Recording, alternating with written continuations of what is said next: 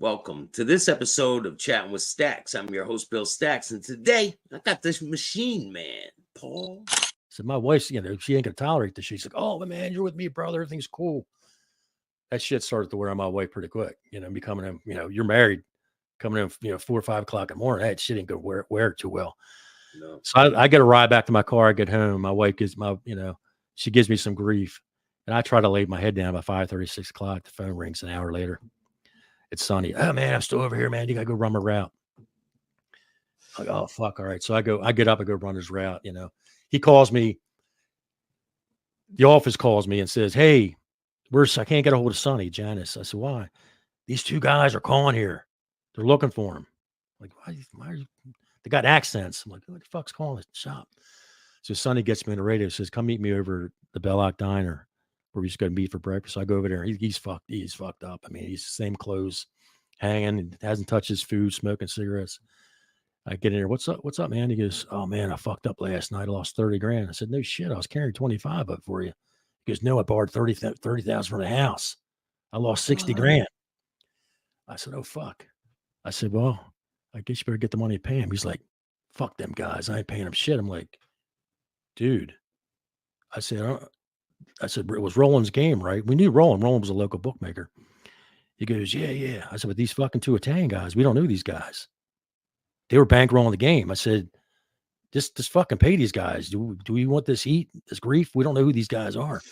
He's like, "Fuck them." He goes, "Bring your shit tomorrow. You're running with me. Bring my shotgun, my 38, all that." He goes, "We can take care of it tomorrow." I'm like, "We're gonna take care of it tomorrow." Yeah, yeah, yeah. So next morning we're running around doing his collections. He's looking around, We always looked around anyway, because for police. And we get back to the shop. And he opens the garage door and locks it. He puts his car in the garage. He never locks his car in the garage. It's for like the cigarette van, the work van. He pulls his car in there. And where the shop was, it was kind of indescript building. You wouldn't know it was a vending operation here. It was a white building. And to get in the place, it was real secure.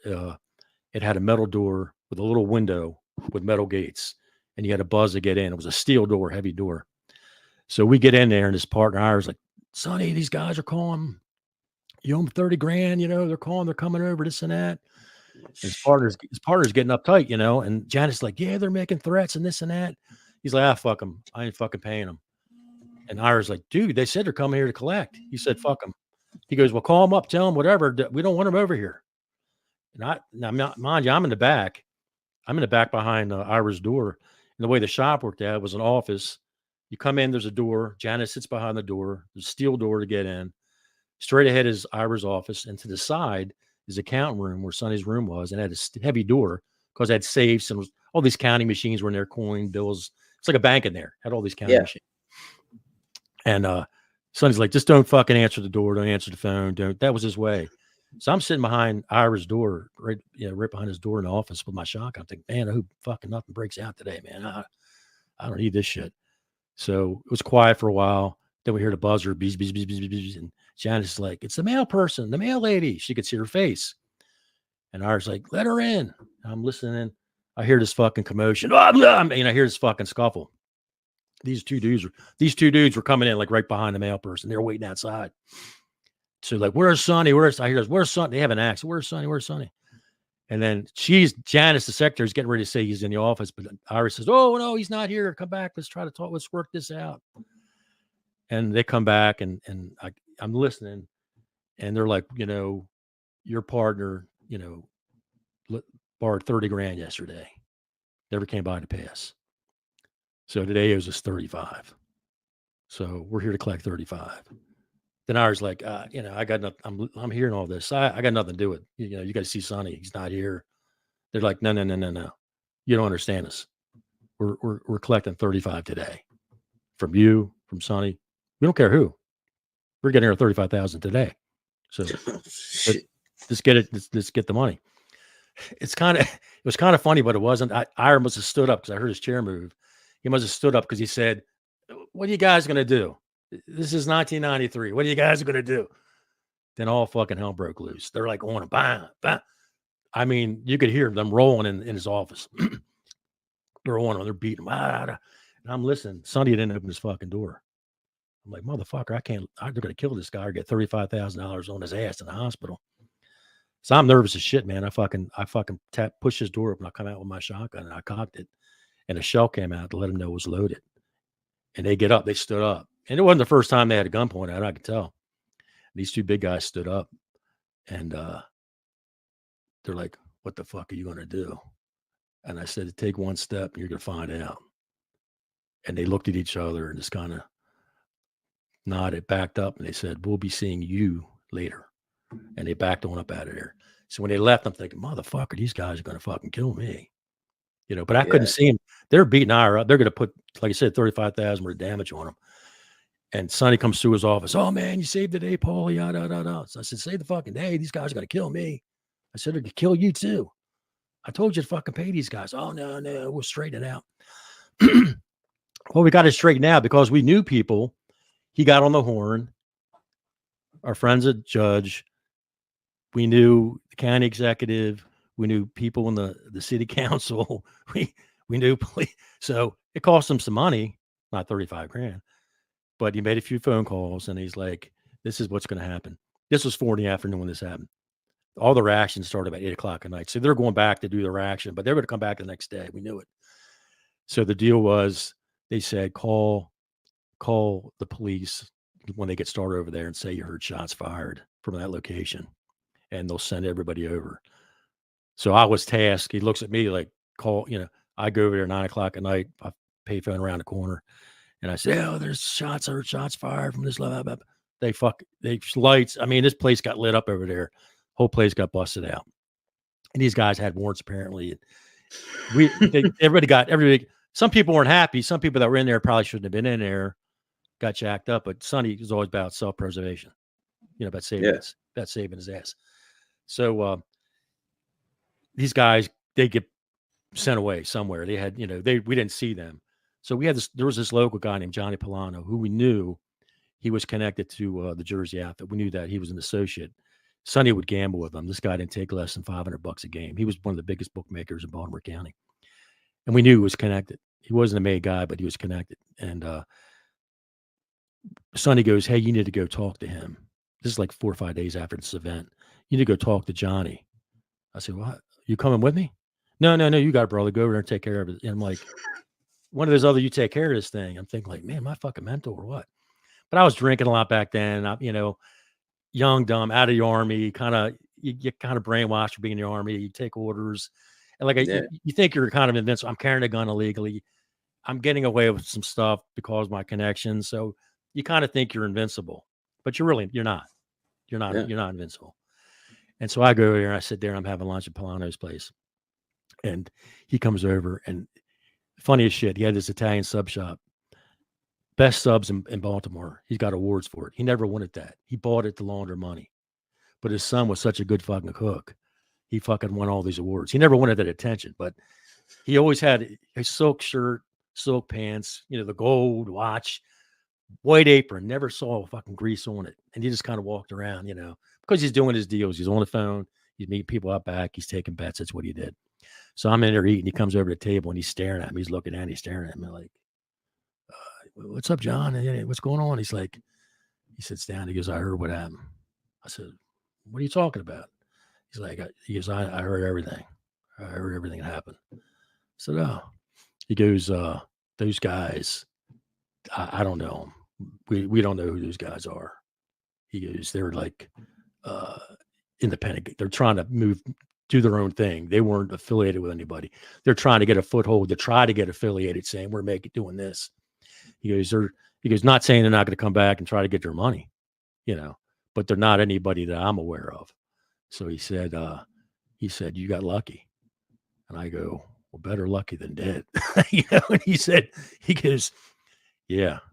So that's kind of how that went. So that right there was a culmination of him and his partner splitting. They split after that. They were done. They split the accounts. He went his way, and then I went with Sonny, and then Sonny's doing his stuff. I'm doing everything is what he wanted. He's got his girlfriends. He's going to Vegas. He's going to California. He's doing all this shit. The 3 or 4 days he's up in town. He goes home on the weekends. He's a good dad and all. I start seeing these Crown Vics like months later. These Crown Vics are showing up. Like they're outside my house. I'm living in an apartment. They're outside the accounts. I'm like thinking like, where? Okay, yeah, cops come home with Crown Vics. Maybe they live in where I live. But then I started seeing them at spots I'm going to, days I'm going there.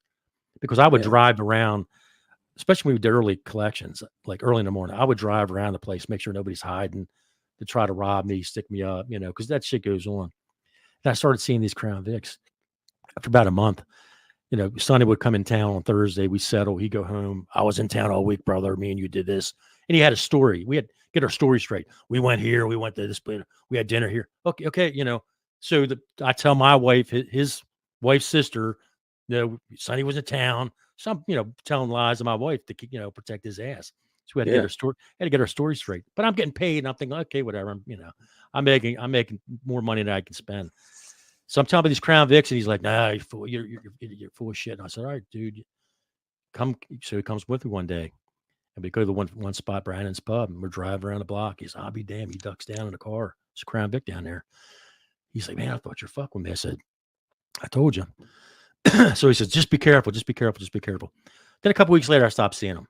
That they were done. I said, "Okay, maybe it blew over or whatever." So maybe 2 months went by. He calls me. He would go home on Fridays and go through all his mail. And he called me up like on a Friday night. It was like 2:00 in the morning. Wasn't unusual for sometimes you had crazy shit going on. Because I'd go out some nights to go talk to people or meet somebody or collect something or check on somebody. Like I said, I kind of had like doctor's hours. Yeah. But he called me up like 2:00 in the morning. I'm like, "Man, what's up?" He goes, "We need to meet for lunch, for breakfast." I said, "Okay, what, Monday morning, Tuesday morning?" It's Friday night. "No, in an hour." Like, okay. Belloc Diner. So I get over there. He's already there. He's fucking there. And we're sitting there, and he's smoking. He's a big smoker. He's smoking. He's got coffee. I get a coffee. And he had this bill. It was like back then, it was like C&P Telephone Company or something. And he slides me this bill, and I'm looking at it, this phone bill. I was like, "What, you need me to pay your fucking phone bill?" I'm like, I was trying to make light of the situation. He goes, "No, read this." It said, "The federal government no longer requested any more wiretaps on your phone." I said, "What?" He goes, "Yeah." And he said, he had a buddy who was a lawyer, and he said, down in Virginia where he lived, he said, "You never should have got this letter. It was a mistake. They don't let you, the feds will contact the phone company, but the phone company is not supposed to say, 'Hey, they no longer requested an extension on your phone line.'" Oh, man. So he tells me, the lawyer goes, "Look, if you're only in town on the weekends at your house," he goes, "I bet you, your shop phone's tapped. Whoever you talk to is tapped. Me, at the time I had the bar. This is 94, 95. I had the bar, owned my bar at that time. My bar phone's tapped. All our phones are tapped." So I'm thinking, what the fuck, So he's like, they probably got, because just be very, very careful. So time's going by, tick, tick, tick, tick, tick, tick, tick, months and months and months. Nothing happened. Nothing's going on. So he's thinking like, or he knows we're not in the clear, or at least he is. Well, he's pushing all this shit on me. So he's like, "Hey, I tell you what," he meets me. He goes, "Tell you what," he goes, "I'm ready to get out. I want to, for years, like when I've had a bad week. Oh, I'm going to turn all this over to you. This is all going to be yours. I'm going to give it to you." Another way to keep me on, keep me in the business. And then we had this meeting. He goes, I'm going to get out. I'm thinking, oh, now he wants to give me everything, but we haven't heard anything about the feds. It's been months and months and months and months. And, I said, I don't know if I want to, hey, 200,000, which was a deal, 200,000 for all his stuff. And we're doing pretty good. We're making half his shit. He's still doing 25, 30,000 a week. I think like, man, that's giving it away like 200,000, but there's a catch. You own that business. So if the feds are coming after me, they're coming after you. Yeah. I mean, so I'm like, he's like, well, think about it. He goes, it's a real good deal.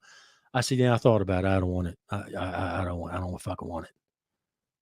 And then at that point, I'm still working. He stopped talking to me. Now I'm working for him. He's leaving me notes. He's leaving me notes in the shop. He'll only talk to me if he has to.